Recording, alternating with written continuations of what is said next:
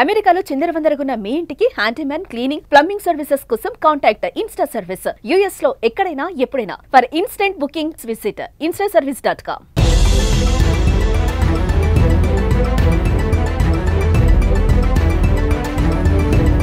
America అధ్యక్షుడు ఒకటి అనుకుంటే మరొకటి జరుగుతున్నట్లుంది.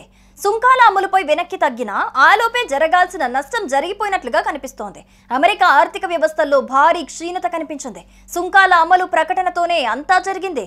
దీంతో మాంద్యం దిశగా అమెరికా పయనిస్తోంది. మాంద్యం తప్పకపోవచ్చనే సంకేతాలిస్తోంది.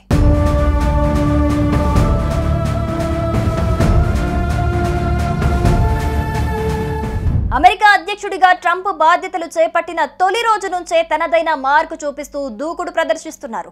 అమెరికా ఫస్ట్ అంటూ పలు సంచలన నిర్ణయాలు తీసుకున్నారు.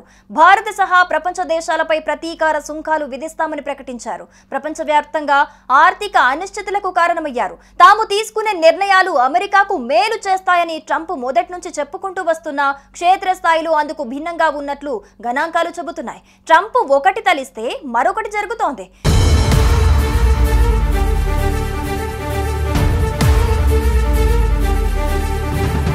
భారీ స్థాయిలో ప్రతీకార సుంకాలు విధించడంతో అది ప్రతికూల ప్రభావం చూపుతుందన్న పరిశ్రమ వర్గాల ఆందోళనలతో ట్రంప్ వెనక్కి తగ్గారు. సుంకాల అమలును 90 రోజుల పాటు వాయిదా వేస్తున్నట్టుగా ప్రకటించారు. వాణిజ్య చర్చలకు తాము సిద్ధమని ప్రకటించారు. కానీ అప్పటికే జరగాల్సిన నష్టం జరిగిపోయింది.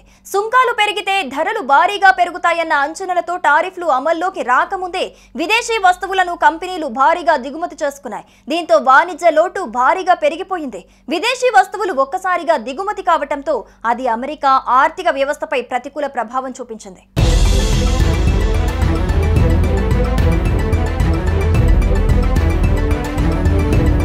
అమెరికా ఆర్థిక వ్యవస్థ 2025 జనవరి మార్చి త్రైమాసికంలో 0.3% మేర క్షీణించింది.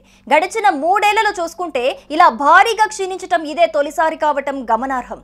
విదేశీ వస్తువులు ఒక్కసారిగా దేశంలోకి దిగుమతి కావటంతోనే ఇందుకు నేపథ్యంగా ఆర్థిక నిపుణులు భావిస్తున్నారు. అంతకుముందు 2024 చివరి 3 నెలల్లో చూసుకుంటే అమెరికా ఆర్థిక వ్యవస్థ 2.4% వృద్ధి సాధించింది. అయితే ట్రంప్ అధికారంలోకి వచ్చిన తర్వాత తీసుకుంటున్న నిర్ణయాలతో ఆర్థిక వ్యవస్థపై ప్రతికూల ప్రభావం పడుతోందని చెబుతున్నారు. ఇది ఇలాగే కొనసాగితే మాంద్యం తప్పకపోవచ్చని హెచ్చరిస్తున్నారు.